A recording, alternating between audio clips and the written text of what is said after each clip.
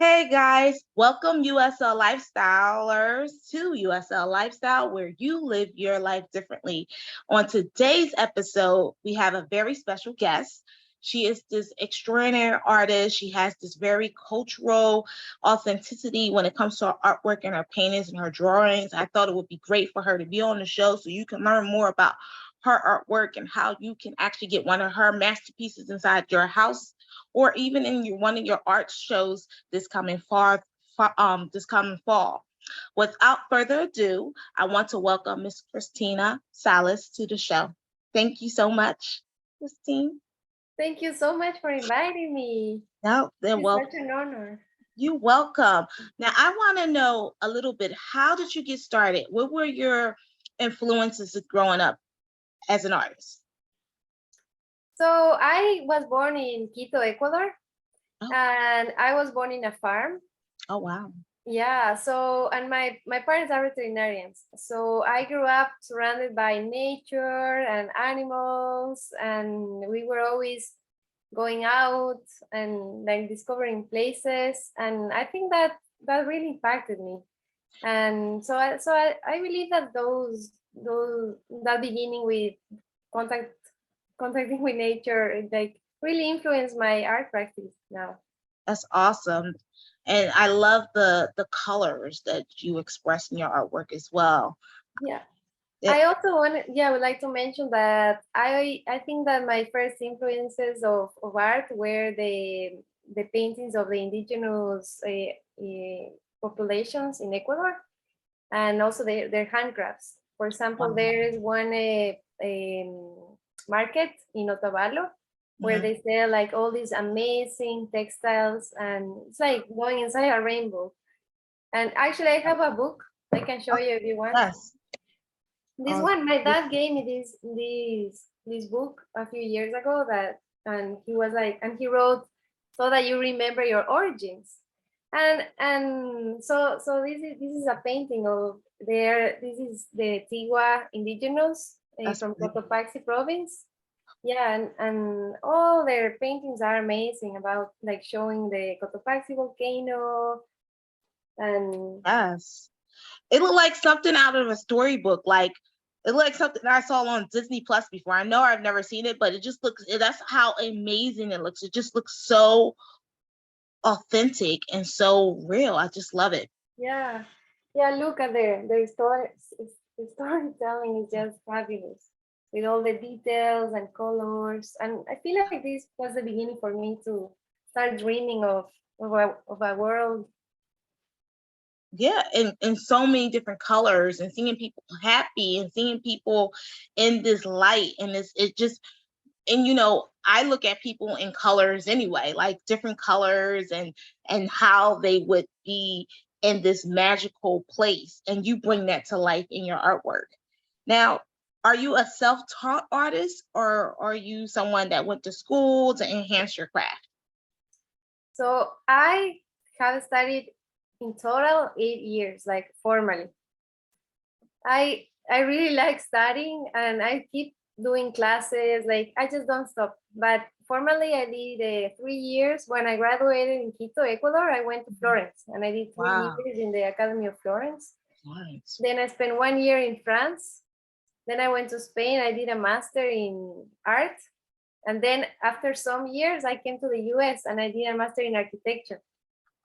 Now let's go back a little bit. You went to Florence. You just said, "Well, I went to Florence and I went to France and all this."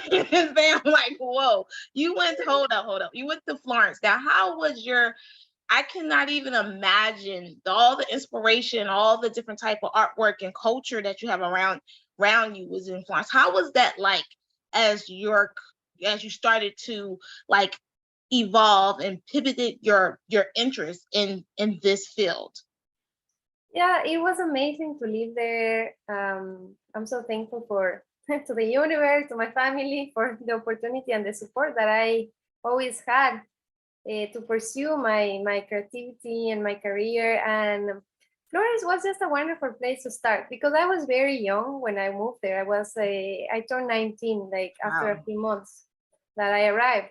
So I think, yeah, I was pretty young and I was learning, was a total cultural shock, because it's so different. Like every country is so special and different from each other that once you arrive there, it's like everything, like the language was different, the food, the culture. Mm-hmm. So at that age, it was nice to open my mind so much to other cultures. Right. And especially, Florence is such an artistic city. It Mhm. has art Yeah. everywhere, and I really love the walkability. And it was small, so so it felt like a good city to start.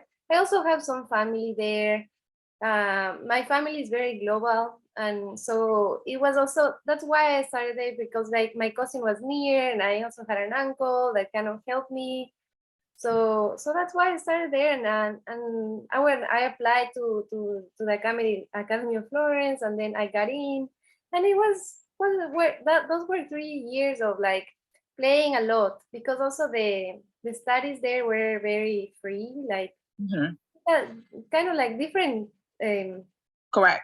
Correct. different education too. And but it was fine. It was a good balance with challenging, like because everything was new, but at the same time Italians are very relaxed and open. So for me it was really, they were really welcoming to me too, so it was a really nice period of time to explore. That's great. And and one of the things that you said is that, you were able to really play and kind of not be in this box type of thing. Like you were able to really explore your talents and really um, gravitate and really come somewhat immersed into that culture and into that environment that really allowed for your artistry as a skill to really start to blossom. And Yeah. And I feel like, for example, something that maybe I'm just realizing now is that in Italy they have a lot of, they put a lot of importance in quality of life. For mm, example, for them, it's very important to take time to eat their lunch. They take their coffee in the right, morning. Like, their life is a little bit more slow. And even though now I live in New York and sometimes things are more hectic, I do feel like that slow pace kind of like did influence me, because I'm still like, I still really value, I know sometimes I have to be like on the way and things like that, right, but I really value those days where I'm like with my meal and I right, enjoy like my food. And it's like, correct. I feel like, yeah, that did stay with me. So That's a I'm sorry, Christine. no, I didn't want to cut you off, but no, that's a great thing because no. self-care is the best care. And if you need the self-care, and I always tell people you should at least take one day out of the week to do something for yourself, whether it's sleeping all day or something, because you get burned out. And I think when you had that exposure at such a young age in Florence, it put things in perspective for you. Now, as this great artist, you're able to put some care and time and thinking into your artwork. And when it comes out so magical. Yeah. And I just love the creativity and design behind it. It's not forced, it's something that just flows. And that's what you need to do as an artist to have the balance. Just allow for that energy, that talent to flow within you naturally. And then the masterpieces come together. And it's easy to create 5, 6, 7, 8, 9, 10 different pieces so easily because you got this free flowing energy within inside yourself going. Yeah. Love it, love it, love it. Now, what was your uh biggest inspirations or challenges as being an artist? Because I know that you said you went from France to Spain and started in Florence, and then you ended up here in the US. Now, what are some of your biggest challenges being an artist?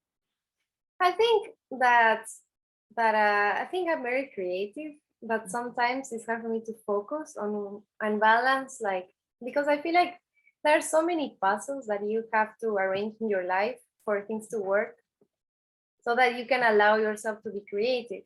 Correct. And yeah, so I feel like, so at some points in my life, it's like I kind of was looking, for example, to have my family, and then so my art was like, I couldn't really do much of my art, so I was like working in places that, I don't know, perhaps I was exploring, but that wasn't like the thing, you know. It's like it has been like a journey to figure out like how to work all these things, because Right. you need to balance, like you also need to, you know, making art is also expense, and sometimes, and it's very risky sometimes. Like I still struggle sometimes because I don't know, like I also want to make money, and then so it's like I'm still Yeah. like trying to Right. figure out how to really manage everything and my time and being Yeah. creative, but also like putting out like there's a lot of like into the art practice, there's a lot of things that I do that are not just painting. Like there's a lot of like organizing things, writing about my work, you know, Yeah. trying to sell it and finding the best way. So those things are challenging sometimes. Yeah, and it is challenging, and it takes a lot of tenacity and passion to continue to strive, to continue to want to move forward with it, because a lot of times other artists get so distracted and frustrated and like, oh, this is not going to work, I'm just going to stop and do something else because this is not bringing enough money, or I'm not getting the exposure I want because it's supposed to happen in this amount of time. But sometimes the biggest challenges that you overcome, the bigger blessing come out of it as well. So Yes. So yes, there's a lot of tenacity involved in it, because, and I get a lot of rejections, and it's hard sometimes because I work a lot in applications, and I imagine myself like doing this art residency or this program or this, and then I get rejected, and it's hard. But then I need to go back. I always have to go back to like, okay, why am I doing this? correct. It's like, well, because I love this and I value also that I'm doing this, you know, that's maybe more important than all those rejections. It's like, okay, let's just pass. Okay, what's another opportunity I need to find? So it's always like, and then it's like also trying to figure out, also sorry, accepting that the time that I spend doing my application is my time to grow. Like even if I didn't get in, Yep. like I'll try again next year, or now I need to go back and see like where do I need to improve, and then I need to maybe find people somewhere else to read what I wrote, and then I start creating community, and that's also very important to me. And like so other people come and support me, and then we talk about their work and talk about my work, and then we both complain about like our struggles, but then we lift each other's up. So it's like it's very nice. Yeah, it's great to have a good supportive community of people who are like-minded people who share the same passion and drive and tenacity in your field, because it makes you feel like you're not the only person that's going through this, and there's other people that share similar or common struggles, and it's enlightening to know that you have that support system around you. And Yeah. And because then it they have other ideas. They're like, okay, you didn't get this. Well, there's this other thing. Why don't we do this Mhm. together? You know, so that's very, very Yes, it very is. powerful. Yeah. Yes, it is. Now, what is your biggest successes as being this artist today? Um, well, you know, right now I feel very successful in some ways because I 1 year ago I had my daughter, Oh, and congratulations. yeah, and I'm very happy to have my family, and we do trips during the weekends. So it's like I feel like I have a good life balance right now, and I have my, you know, my desk at home. That took us a while to like figure out my workspace, Hmm. and now like I'm so grateful that I was able to do the exhibition at the Overlook program and like uplift the space in a hospital. So right now, it's like I feel like I'm much more sure of who I am and where I want to go, and I feel like even if I get rejected, I'm more mature now. I feel like when I was a bit younger, when I was getting rejections, I was sometimes maybe not reacting in a Hmm. positive way as I do now, because like I went through so much rejections that I'm like, you know what, it's going to happen. So I just need to be patient. So now I'm just like I'm just more wise. Yes. So so that it's really Yeah, so I feel happy that I'm like more in peace with myself as well. Because I Great. think I had to learn a lot to not be so hard on myself. Because I always been like, I study this and I study this, so I should be like this amazing artist and making all this amazing money. And it's like, no, it's like I'm still in the journey. It's okay. Like I chose this path, but it's not like it didn't become like a financial or because my values. I feel like I'm aligned with my values of creativity, of self-expression, of freedom. Correct. And that is more important to me right now. And I'm lucky that I'm able to. I know it's hard to be able to align yourself with what matters to you the most. Um, but I'm at a good point in my life right now. That's a great, great, great statement that you made. Excellent, because I think the best thing that you pointed out is being aligned with what you love to do, your passion. And when you're aligned with your passion, you are so happy, you're so at peace, you have joy, and there's nothing that comes around you, whatever responses that you may get, it may not be something that you would like, but it doesn't bother you because you're so at peace and you're so happy and you're aligned and you're knowing that you're growing and that you're going to do even more powerful things than what you have done already. And that's a great place to be in. And I believe there's other artists that you're inspiring right here today that they're going to be able to continue to motivate themselves to grow through their journey as well, because that's awesome. Now, I wanted to say to USL Lifestylers that her artwork, Cristina's artwork, is at Overlook Medical Center, and that's in Summit, New Jersey. So if you go to Overlook Medical Center, you walk down the hallway, it's near the, I believe, the gift shop. You will see her paintings down the hall. They're very beautiful, so you can always look at her paintings. They're also you can purchase her paintings as well. So let's dig into that. Can you tell me what are your price ranges for your paintings and how would people go about purchasing them if they're So the cheapest one is a print at $75 and the most expensive one is a painting of $520. So that's the range. And then in between, there are many in between.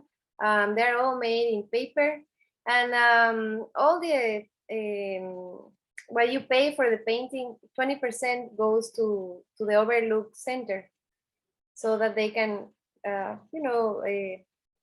use that for research or for the facility. So it has been a great partnership, and I don't know if I answered all of your questions. Yeah.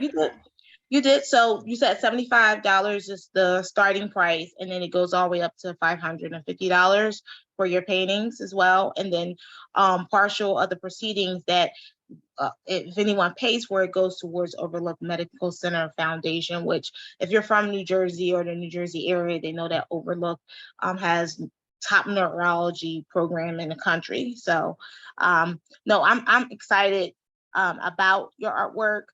I'm looking to purchase your artwork for myself as well. And can you tell the viewers how would they be able to connect with you on social media as well? So yeah, so through my Instagram is Cris Salas, is CRISSALAS, because I'm called Cristina Salas. So since I was very young and I started painting, I wrote, instead of writing Cristina Salas, I just made it shorter and I wrote Cris Salas. And then I also have my website, and it's Cristina Salas or CrisSalas.com. And there you have all the projects that you can see. You can look at the paintings at the hospital, or in the Overlook website. There are all the prices there as well.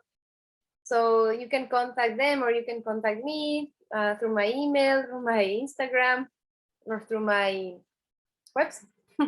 Oh, well, thank you so much, Cristina Salas, for being on our show. I am so excited and so delighted. My birthday is coming up, so I'm going to buy one of your paintings for a birthday present for myself, because your paintings are so nice and lively and they're so colorful. I mean, when I think of them, I think of something for children as well. So I got some ideas for myself, for my little nephews and cousins. So thank you so much, Cristina, so much for being on the show. And thank you guys, USL Lifestyle, where you live your life differently. Make sure, USL Lifestylers, you follow us on all our social medias as well.